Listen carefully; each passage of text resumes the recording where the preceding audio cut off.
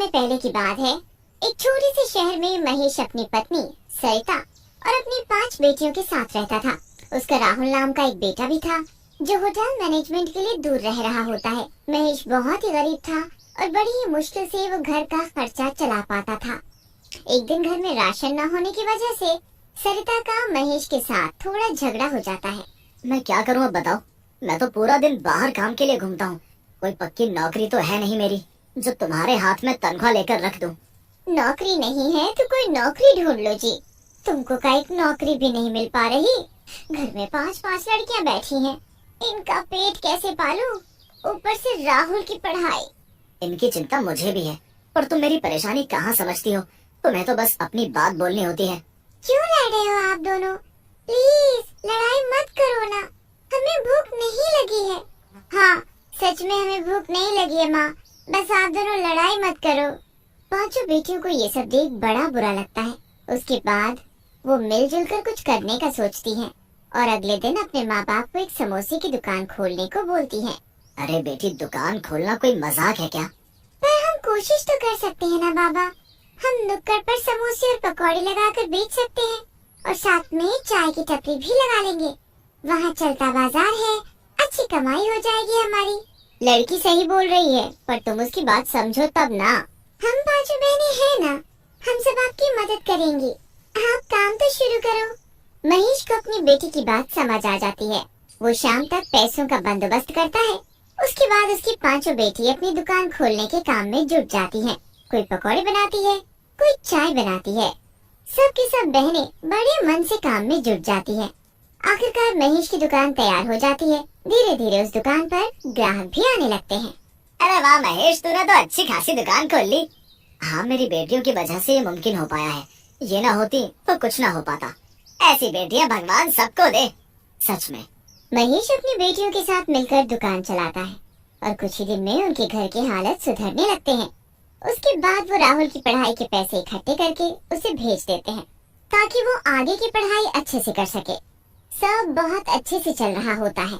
सब खुशी खुशी रह रहे होते हैं। पर एक दिन एक बहुत बड़ा हादसा हो जाता है। एक दिन जब महेश की तबीयत कुछ ठीक नहीं होती तो वो दुकान पर नहीं जा पाता।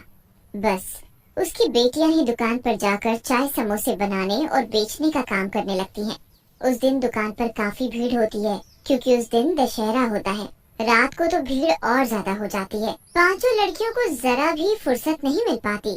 आज तो काम काम कर कर के हालत खराब हो गई है, पर कमाई भी तो कितनी अच्छी हो रही है। माँ बाप देखेंगे तो कितने खुश होंगे। हाँ, ये बात तो सही कही चुटकी ने। सब लोग काम कर ही रहे होते हैं कि तभी कुछ बच्चे दुकान के आगे पटाखे जलाने लगते हैं। अरे बच्चों, यहाँ बम मत फोड़ो, आगे जाकर फोड़ो। दिख नहीं रहा यहाँ सिलेंडर वगैरह रखा हुआ है और खोलता हुआ तेल भी है। जाओ यहाँ से। इन लोगों की दुकान कुछ ज्यादा ही अच्छी चल गई है, इसलिए ज्यादा बनने लगी है। अभी इनको सबक सिखाता हूँ। वो लड़का एक रॉकेट महेश की दुकान में छोड़ देता है जिससे कि वहाँ आग लग जाती है। एकदम से दुकान में अफरा तफरी मच जाती है। कोई दुकान से निकलकर भाग पाए इतने में सिलेंडर में आग लग जाती है और सिलेंडर फट जाता है। सिलेंडर के फटते ही 5 लड़कियों की मौत हो जाती है। जल्दी से लोग महेश के घर जाकर उसे बुला कर लाते हैं, पर तब तक सब कुछ खत्म हो चुका था। उसकी दुकान भी और उसकी बेटियां भी। हाय, मेरा सब बर्बाद हो गया। मेरी सारी बेटियां मुझे छोड़कर चली गई। भगवान, अभी तो हमारी जिंदगी में खुशियां आनी शुरू हुई थी और एक ही झटके में तुमने हमसे सब कुछ छीन लिया। हे भगवान, ये क्या हो गया? बेचारे मियाँ बीवी के साथ बहुत ही बुरा हुआ है। इतनी गरीबी की जिंदगी जी रहे थे। इतने दिनों बाद लड़कियों की वजह से अच्छा कमाने लगे थे, पर पता नहीं किसकी बुरी नजर लग गई। जाने क्या होगा अब इनका। महेश और सरिता अपनी फूटी किस्मत को लेकर रोते रहते हैं। सब कुछ बर्बाद हो चुका होता है और उसके साथ उनके घर की हालत फिर से पहले जैसे हो जाते हैं। उस रात जब महेश और सरिता सो रहे होते हैं तो उनके घर उनकी 5 चुड़ैल बेटियां वापस आ जाती हैं। उनके घर के हालात उनको वहाँ वापस खींच लाते हैं।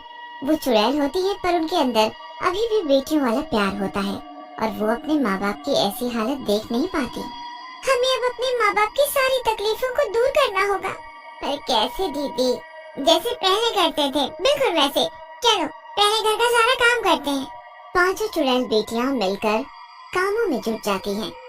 पूरी रात पांचों चुड़ैल बेटियां अपने अपने काम में लगी रहती हैं और सुबह का सूरज निकलने से पहले ही सारे काम निपटा देती हैं। सुबह होने पर जब महेश और सरिता उठते हैं तो घर को इतना चमकता हुआ देखकर बड़े हैरान होते हैं। ये घर तो कल रात तक इतना गंदा पड़ा था, ये इतना साफ कैसे हो गया? ये सब किसने किया आखिर जी? सरिता रसोई में जाती है तो वहाँ ढेर सारा खाना बना रखा होता है और उसके साथ ही समोसे और पकौड़े भी। साथ में बर्तन भी एकदम चमाचम चमक रहे होते हैं। ये सब क्या है जी? घर में खाने का एक भी दाना नहीं था। मेरी भी कुछ समझ में नहीं आ रहा है। जो भी हो, अब आप जाकर इन समोसे और पकौड़े को दुकान पर बेच दो। कुछ पैसे तो आएंगे। हमें राहुल के लिए भी पैसे भेजने हैं ना। हाँ, पर दुकान तो बिल्कुल जलकर राख हो रखी है। अरे तो जाकर हम सफाई कर लेते हैं। सरिता और महेश दुकान पर समोसे और पकौड़े लेकर जाते हैं तो वहाँ दुकान को चमचमाता देख हैरान हो जाते हैं। आखिर ये कौन है जो हमारी इतनी मदद कर रहा है? जो भी है, भगवान उसका भला करे, उसे खुशियाँ दे। सरिता और महेश मिलकर दुकान पर समोसे और पकौड़े बेचने लगते हैं। पहले तो लोग आने में थोड़ा झिझकते हैं क्योंकि उनको तो महेश की बेटी के हाथ के ही पकौड़े पसंद होते हैं। पर फिर धीरे धीरे करके कुछ लोग पकौड़े ले जाते हैं और समोसे भी खाते हैं। रोज सरिता और महेश को अपनी रसोई में पकौड़े और समोसे बने रखे मिलने लगते हैं और ऊपर से उनके घर का काम भी रातों रात कोई कर जाता है। फिर एक दिन उनका एक पड़ोसी भी जब वहाँ खड़े होकर समोसे का स्वाद ले रहा होता है तो अचानक बोल पड़ता है। बड़ी अजीब बात है महेश, एकदम वही स्वाद है जैसे तुम्हारी बेटी बनाती थी। मुझे लगा नहीं था कि तुम बिल्कुल तुम्हारी बेटी जैसे समोसे और पकौड़े बना सकते हो। क्या मेरी बेटी जैसे? सरिता, जरा खाकर तो देखे हम भी कि कैसा स्वाद है इनका। महेश और सरिता जब पकौड़े और समोसा खाकर देखते हैं तो उनकी आंखें खुली की खुली रह जाती हैं। ये स्वाद तो बिल्कुल वैसा है। इसका मतलब हमारी बेटी ने हाँ जी, पर इसमें कितनी सच्चाई है ये कैसे पता चलेगा? आज रात हम छुपकर देखेंगे, तभी पता चलेगा। रात को सरिता और महेश दोनों सोने का नाटक करते हैं। उसके बाद उनकी पांचों चुड़ैल बेटियां वापस अपने घर आ जाती हैं। चलो बहनों, जल्दी जल्दी अपने काम में लग जाओ, हमें जल्दी से सब निपटाना है। हाँ, जल्दी जल्दी करो सब। सारी चुड़ैल बेटियां अपने अपने काम में लग जाती हैं। उसके बाद महेश और सरिता चुपके से अपने कमरे की खिड़की से बाहर देखते हैं तो उनकी आंखें फटी की फटी रह जाती हैं। घर में चुड़ैलें काम कर रही होती हैं। चुड़ैल? हमारे घर में चुड़ैल? हमें कुछ करना होगा सरिता, ये चुड़ैल हमारे घर में आखिर क्या कर रही है? महेश और सरिता को देखते हुए एक चुड़ैल बेटी उन्हें देख लेती है। दीदी दीदी, माँ बाबूजी ने हमें देख लिया है, जल्दी आओ। दीदी? मतलब सच में ये हमारी बेटियां ही हैं। सरिता और महेश कमरे के बाहर आकर खड़े होते हैं। अब उन्हें उन चुड़ैलों से जरा भी डर नहीं लग रहा होता। वो बेझिझक उन चुड़ैलों से पूछते हैं, तुम पांचों हमारी बेटी हो ना? हाँ माँ, हम सब आपकी बेटी हैं, जो उस दिन उस धमाके में जलकर मर गई थी। आपकी ऐसी हालत की वजह से हमें मुक्ति नहीं मिली। जब तक हम आपकी जिंदगी सुकून से नहीं भर देंगे, हमें मुक्ति नहीं मिलेगी। उसके लिए मैं हूँ ना दीदी, इनका बेटा और आपका भाई। मुझे इन लोगों ने कुछ नहीं बताया कि आप लोग इस दुनिया में नहीं रहे ताकि मेरी पढ़ाई खराब ना हो। पर क्या वो आप सबसे ज्यादा जरूरी थी क्या? बेटा राहुल, मैंने सब सुन लिया और सब देख लिया। मेरी बहनें मरने के बाद भी अपना फर्ज निभा रही हैं और मैं जीते जी न कर पाऊँ तो क्या फायदा। अब मैं देखभाल करूंगा आप सबकी। मेरा होटल मैनेजमेंट की पढ़ाई खत्म हो गई है। अब मैं यहाँ बढ़िया सा रेस्टोरेंट खोलूंगा और अब सब कुछ अच्छा हो जाएगा। सच में राहुल जैसा बोलता है वैसा ही करता है। सब ठीक हो जाता है और तब जाकर पांचों चुड़ैल बेटियों को मुक्ति मिलती है।